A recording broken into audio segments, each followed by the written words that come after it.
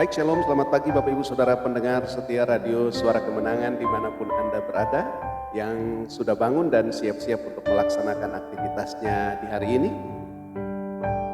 Doa dan harapan kami kiranya Bapak Ibu Saudara semua selalu dalam keadaan sehat, penuh sukacita, dan jalanilah hari-hari hidup ini dengan tetap mengandalkan Tuhan. Kembali bersama saya Pendeta Peter Tauran dalam program Renungan Pagi di Radio Suara Kemenangan. Selama 30 menit ke depan saya akan menuntut Bapak Ibu Saudara semua untuk sama-sama kita berdoa dan kita merenungkan firman Tuhan sebagai dasar keseharian. Awalinya mari kita berdoa. Segala puji dan syukur kami naikkan kepadamu ya Tuhan, Allah semesta alam, Bapa pencipta langit dan bumi, yang kami sembah, puji, muliakan, agungkan di dalam nama Yesus Kristus Tuhan dan Juru Selamat kami yang hidup, penolong kami yang setia. Kami bersyukur kepadamu, terima kasih untuk pimpinan, penjagaan, pemeliharaan Tuhan sepanjang kami beristirahat dan kami boleh ada di pagi ini dalam segala keadaan baik. Sebelum kami melakukan berbagai aktivitas kami mau naruh hidup kami di dalam tangan.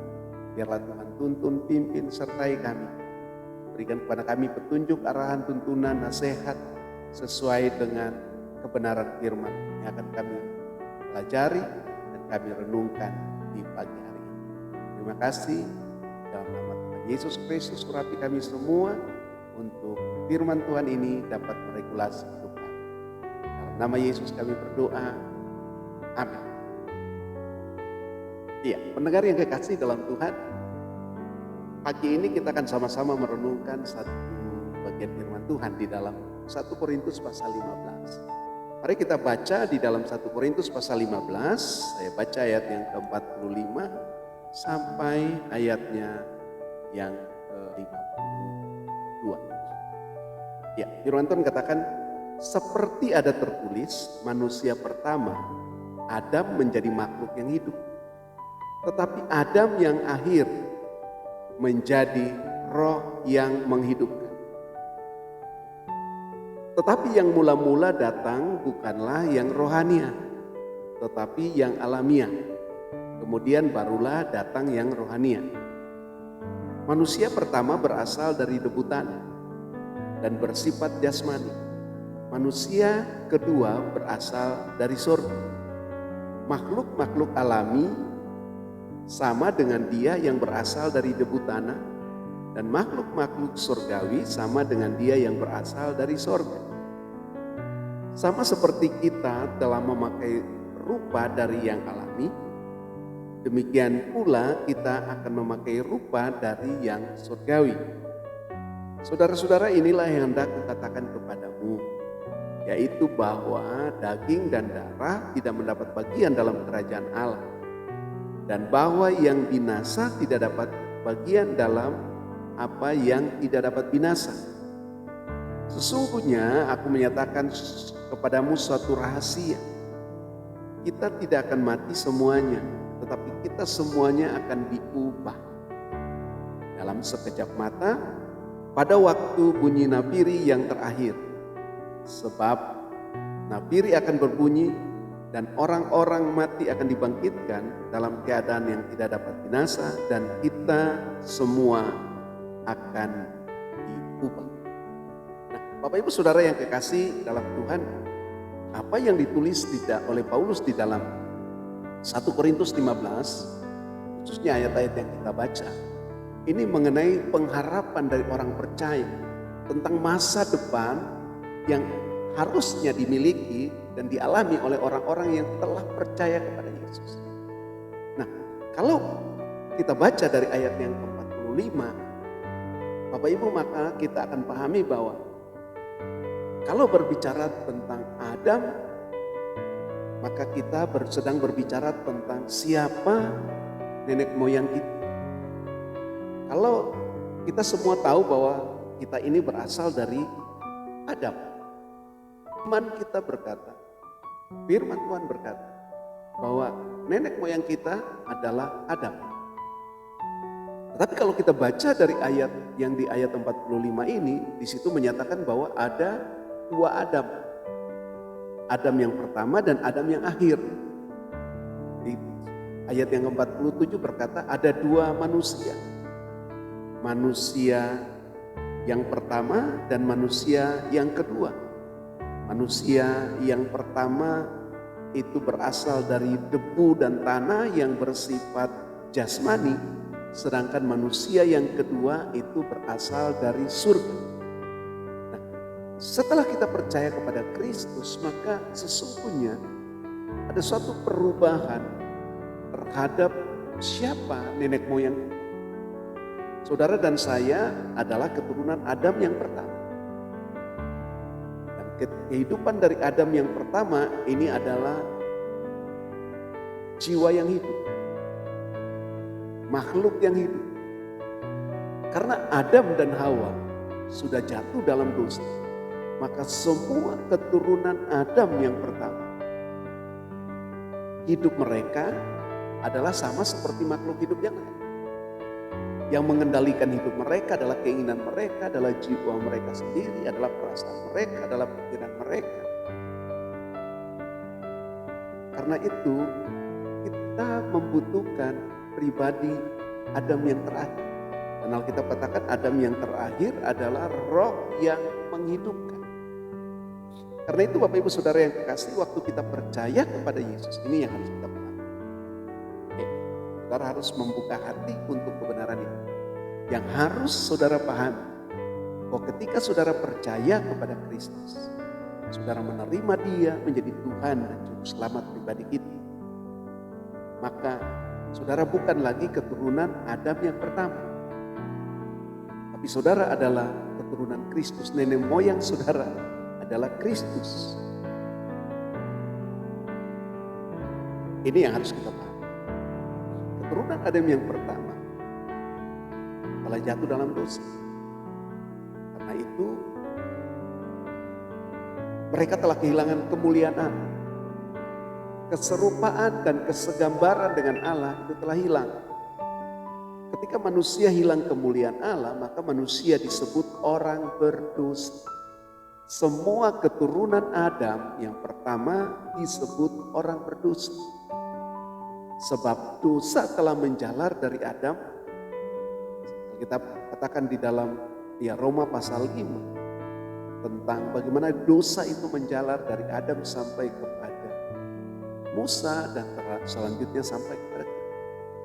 Tetapi karena Kristus datang, Kristus hadir untuk menciptakan suatu generasi yang baru, untuk melahirkan suatu generasi yang baru. Dan setiap orang yang percaya kepada Kristus, maka yang terjadi perubahan adalah manusia rohani. Memang manusia jasmani yang bersifat daging ini masih mewarisi semua yang dari Adam. Tapi ketika kita percaya kepada Kristus, manusia rohani kita bukan lagi mewarisi semua yang dari Adam, tetapi manusia rohani kita mewarisi apa yang dari Kristus. Satu ayat di dalam 2 Korintus pasal 5 ayat 17, firman Tuhan katakan bahwa barang siapa yang ada dalam Kristus, dia adalah ciptaan baru. Yang lama sudah berlalu, sesungguhnya yang baru sudah datang. Nah, ini yang harus Bapak Ibu pahami. Jadi kalau kita berbicara tentang Adam yang pertama dan Adam yang terakhir, itu konsep berpikir kita bahwa ini sedang berbicara tentang siapa nenek moyang. Kalau saudara sudah percaya kepada Kristus, maka saudara bukan lagi keturunan Adam yang pertama. Tapi saudara adalah keturunan Adam yang terakhir. Oke, keturunan Adam yang pertama adalah orang berdosa. Karena hilang kemuliaan Allah, manusia telah jatuh dalam dosa, makanya manusia disebut orang berdosa. Hukum yang menguasai manusia Adam yang pertama adalah hukum dosa dan maut. Nanti saudara bisa baca di dalam Roma pasal 7. Paulus bilang, aku ingin melakukan yang baik tapi yang jahatnya aku lakukan. Aku diperhadapkan dengan dua pilihan. Yang dalam batinku aku suka hukum Allah, tapi dalam tubuh jasmaniku ada hukum lain, yaitu hukum dosa dan maut. Hukum dosa dan maut ini akan menarik kita untuk melakukan apa yang dosa dan maut inginkan. Tapi waktu saudara percaya kepada Yesus, Alkitab berkata bahwa saudara sudah berpindah dari maut ke dalam hidup yang kekal. Artinya bahwa saudara bukan lagi keturunan Adam yang pertama, tapi saudara adalah keturunan Adam yang terakhir. Saudara adalah generasi Kristus. Nah, kalau kita bangun kesadaran ini, maka sebetulnya saudara akan bisa menjalani hidup yang berkemenangan. Karena saudara tidak diintimidasi lagi oleh musuh, bahkan tidak diintimidasi oleh dirimu sendiri. Seringkali banyak orang Kristen tanpa sadar mereka selalu menyatakan diri mereka sebagai orang berdosa. Bahkan mereka juga berdoa di hadapan Tuhan. Mereka mengaku bahwa saya orang berdosa. Padahal Yesus sudah mati di kayu salib. Pengorbanan Kristus di salib waktu kita percaya kepada Yesus, menerima Dia menjadi Tuhan dan Juru Selamat pribadi, maka Dia sudah menebus kita. Karya penebusan di atas kayu salib itu sudah membayar kita dari semua hutang dosa, sehingga hukum dosa dan maut harusnya tidak lagi berkuasa di dalam kita. Oke, saya rindukan saudara memahami kebenaran ini, karena inilah yang akan buat saudara punya perspektif, cara pandang yang berbeda dengan yang lain, sehingga hidupmu juga pasti berbeda dengan yang lain. Saudara akan memilih satu kehidupan yang extraordinary. Saudara akan mengalami satu kehidupan yang luar biasa. Saudara akan menjalani satu kehidupan yang tidak lazim. Walaupun orang pada umumnya berkata manusia adalah orang berdosa. Di ayat-ayat firman Tuhan yang kita baca ini menggambarkan, menunjukkan kepada kita bahwa kita sudah ditebus, kita sudah dibayar lunas. Dan Alkitab bilang bukan dengan barang panen Dia menebus hidup kita, tapi dengan darahnya yang mahal. Jadi kalau saudara masih tetap menyatakan saudara orang berdosa, maka saudara sedang menyia-nyiakan karya Kristus di kayu salib buat saudara. Saudara sudah percaya kepada Yesus, tapi kalau saudara masih mengaku bahwa saudara orang berdosa, saudara tidak layak, saudara najis, maka sesungguhnya saudara sedang menghina karya Kristus di kayu salib buat. Saudara tidak mengakui pengorbanan Kristus itu baik. Karena itulah kesempatan untuk musuh terus mendakwa hidup saudara. Musuh terus mengejar saudara dan terus berusaha untuk membelenggu hidup saudara. Karena saudara tidak membangun kesadaran. Karena pernyataan-pernyataan yang saudara ucapkan itulah yang membuat saudara ada di bawah hukum. Nah, mari kita ubah. Ini yang saya harus jelaskan, bahwa ketika Yesus mati di kayu salib, Dia menebus kita. Bukan menebus kita dari setan, menebus kita dari Bapa. Sebab yang kita lakukan, dosa kita berdosa terhadap Bapa, bukan berdosa terhadap setan. Karena itu Yesus membayar kita dengan darahnya kepada Bapa di surga. Dan karena pengorbanan Kristus itulah, karena saudara dan saya sudah ditebus, makanya kita layak menghampiri takhta kasih karunia-Nya. Nah, karena itu identitas saudara bukan lagi keturunan Adam yang pertama. Keturunan Adam yang pertama identitasnya sebagai orang berdosa, sebagai orang yang tidak taat, sebagai orang durhaka, sebagai orang fasik, sebagai orang jahat. Nah, itulah keturunan Adam yang pertama yang diikat oleh hukum dosa dan maut. Tapi waktu saudara percaya kepada Kristus, ingat ini baik, saya harus ulang-ulang ini. Supaya saudara harus bangun kesadaran bahwa engkau bukan lagi keturunan Adam yang pertama, yang adalah orang berdosa. Tapi engkau adalah keturunan Adam yang terakhir, engkau adalah generasi Kristus. Karena ketika kita percaya kepada Kristus, kita menjadi ciptaan baru. Keturunan Adam yang pertama, yang lama itu berlalu, dan yang baru sudah datang. Kita bukan lagi mewarisi kehidupan debu dan tanah. Tapi Alkitab katakan kita berasal dari surga. Roh kita berasal dari surga. Ayat 47 dikatakan bahwa manusia pertama Adam itu berasal dari debu tanah dan bersifat jasmani. Tetapi manusia yang kedua berasal dari surga. Jadi kalau saudara menjadikan Kristus sebagai nenek moyang kita, boleh dikatakan seperti itu, maka yang baru itu adalah manusia roh. Dan Alkitab katakan itu berasal dari surga. Ketika kita percaya pada Kristus, maka identitas kita bukan lagi orang berdosa, tapi identitas kita sebagai umat tebusan Tuhan. Ingat ini baik. Kenapa? Kristus mati di salib untuk menebus saudara dan saya. Kita sudah ditebus, kita sudah lunas dibayar. Kita tidak lagi dibelenggu, kita lagi tidak dipenjarakan, kita tidak lagi diperbudak oleh dosa dan mati. Tapi saudara sudah mengalami tebusan. Nah, di atas kayu salib, melalui jalan salib, saudara tidak saja ditebus, tapi saudara juga dibenarkan. Saudara adalah orang-orang yang percaya pada Kristus, artinya orang-orang yang sudah dipilih oleh Allah. Bahkan Efesus pasal 1 ayat 4, di dalam Dia Allah memilih kita sebelum dunia dijadikan, supaya kita kudus tak bercacat di hadapan. Jadi kita sudah dipilih di dalam Kristus bahkan sebelum dunia dijadikan. Tujuannya apa? Supaya saudara dibenarkan, saudara dikuduskan. Nah, makanya identitas saudara dan saya bukan lagi orang berdosa, tetapi umat tebusan. Dan bukan saja juga umat tebusan, saudara naik yang disebut dengan orang benar. Orang benar karena saudara sudah dikuduskan. Makanya Paulus tulis kepada jemaat di Filipi, Kolose, semua ditulis kepada jemaat orang-orang kudus di Filipi, jemaat orang-orang kudus di Efesus, jemaat dan orang-orang kudus di Tesalonika. Kenapa? Karena mereka adalah orang-orang yang sudah dibenarkan dan orang-orang yang sudah dikuduskan. Walaupun realita Paulus menegur mereka begitu keras di dalam ayat-ayat selanjutnya, misalnya di dalam 1 Korintus.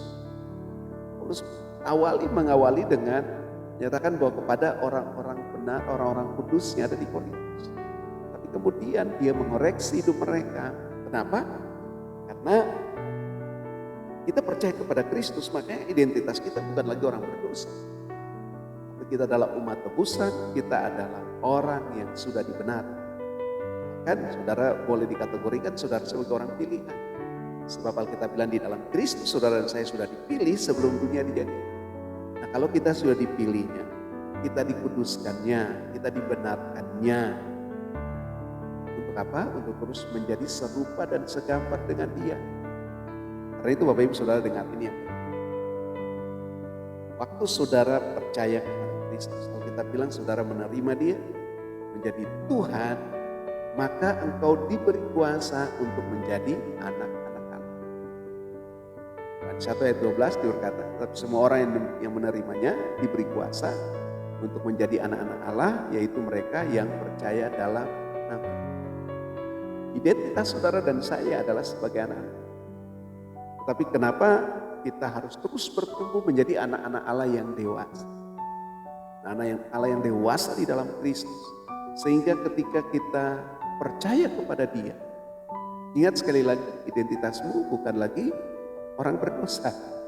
Tapi identitasmu adalah umat tebusan, adalah orang benar, adalah orang pilihan, adalah orang-orang yang dikuduskan, adalah anak Allah.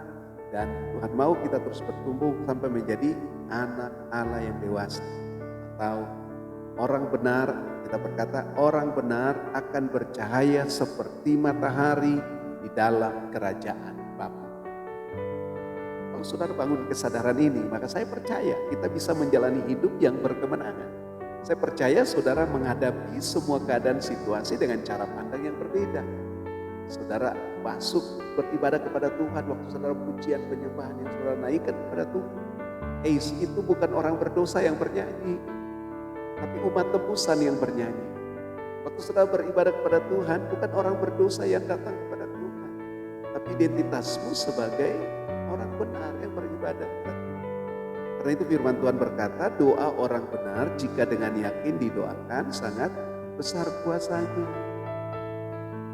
Di dalam Yohanes pasal 4 pun firman Tuhan katakan di sana, barang Allah itu roh, barang siapa menyembah dia harus menyembah dalam roh dan kebenaran. Bagaimana saudara bisa menyembah dalam roh dan kebenaran jika saudara masih berkata bahwa saudara adalah orang berdosa? Bagaimana saudara bisa doa yang berkuasa, doa yang punya kuasa untuk mengubah segala sesuatu kalau saudara masih bangun kesadaran bahwa saudara adalah orang berdosa? Mari kita datang kepada Tuhan. Saudara sudah dilayakkan. Dalam Ibrani pasal 9 katakan bahwa oleh darah Kristus kita sekarang beroleh keberanian untuk menghampiri takhta kasih karunia itu, supaya kita memperoleh anugerah dan menerima rahmat tepat dan pertolongan tepat pada waktu. Nah, ini yang penting bagi kita Bapak Ibu. Sehingga mari berhenti punya pola pikir, punya cara pandang yang terus membelenggu kita, membicarakan apa yang saudara pikirkan, apa yang saudara katakan, itu berasal dari, sebagian besar berasal dari apa yang saudara dengar.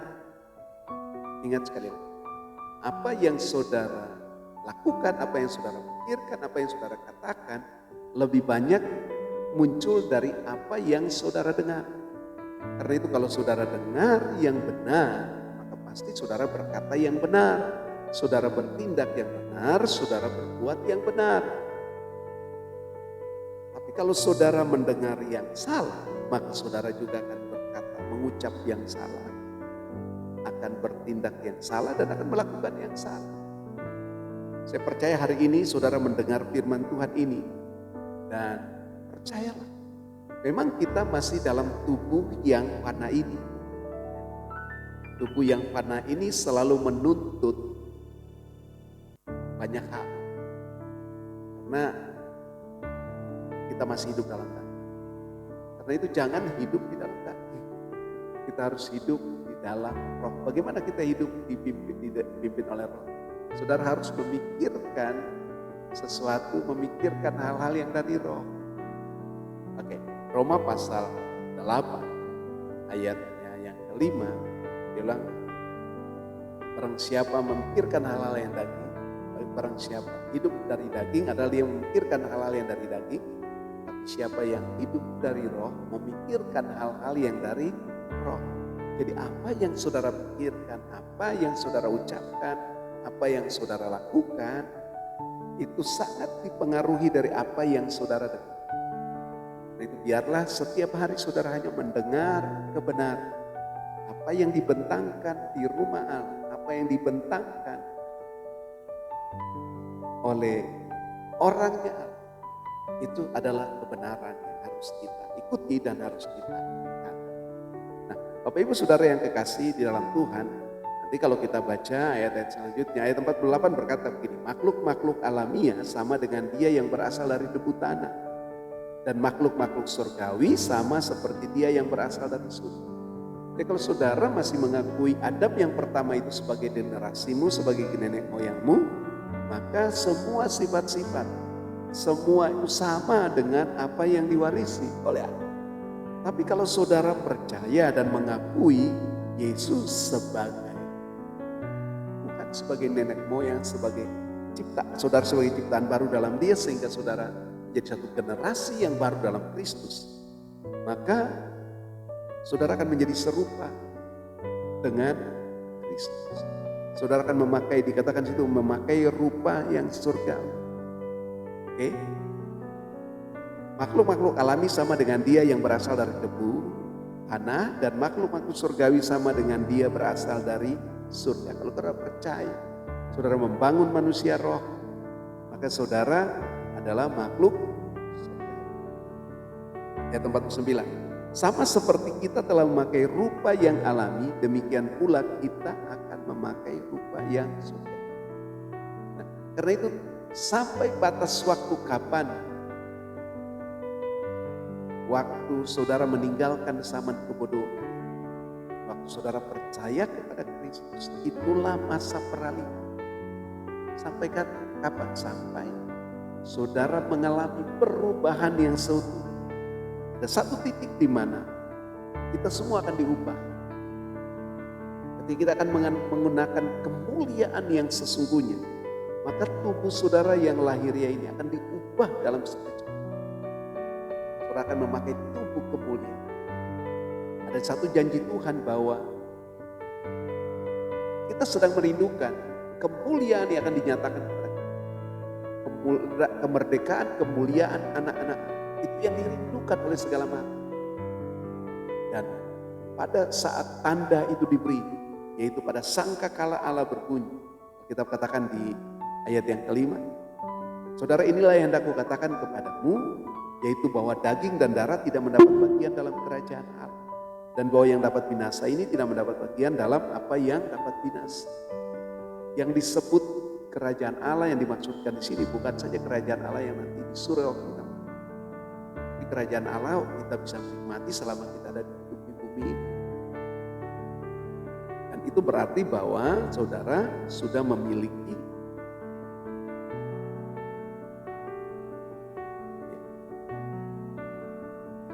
kalau saudara masih hidup di dalam daging, maka saudara tidak akan bisa mendapat bagian dalam kerajaan Allah. Ayat itu. Nah, selanjutnya ayat 51, sesungguhnya aku menyatakan kepadamu suatu rahasia, kita tidak akan mati semuanya, tetapi kita semua akan. Memang ada yang sudah lebih mendahului kita, mungkin pasti ada yang mati, tapi ingat baik firman Tuhan katakan akan tiba satu titik di mana ketika kemuliaan Tuhan itu siap dinyatakan pada sangkakala berbunyi, maka saudara dan saya semua akan diubah dalam sekejap. Orang-orang yang mati karena mereka sudah tidak lagi punya tubuh daging ini, tubuh jasmani, mereka sudah mempunyai tubuh kebangkitan. Waktu mereka bangkit, mereka memakai tubuh kebangkitan. Tapi kalau saudara yang diubah dalam sekejap, maka kita akan memakai yang namanya tubuh kemuliaan. Tubuh masih ada dalam tubuh ini, tapi semua diubah dalam sekejap. Sehingga kita menggunakan tubuh kemuliaan. Oke, Bapak Ibu, nanti kita akan bahas bagian itu, tapi ini yang penting dulu, bahwa bangunlah kesadaran bahwa saudara dan saya bukan lagi keturunan Adam yang pertama, tapi kita adalah keturunan Adam. Keturunan Adam yang pertama adalah orang berdosa, tapi keturunan Adam yang terakhir adalah umat tebusan, orang benar, anak-anak Allah, orang-orang yang sudah dikuduskan. Karena itu kita layak untuk menerima semua janji-janji dan berkat. Kiranya firman Tuhan yang kita renungkan pagi hari ini bisa memberi tunjuk arahan tuntunan bagi saudara untuk menjalani hidup yang berkemenangan. Dengar baik, apa yang saudara pikirkan, apa yang saudara lakukan itu berasal dari apa yang saudara dengar.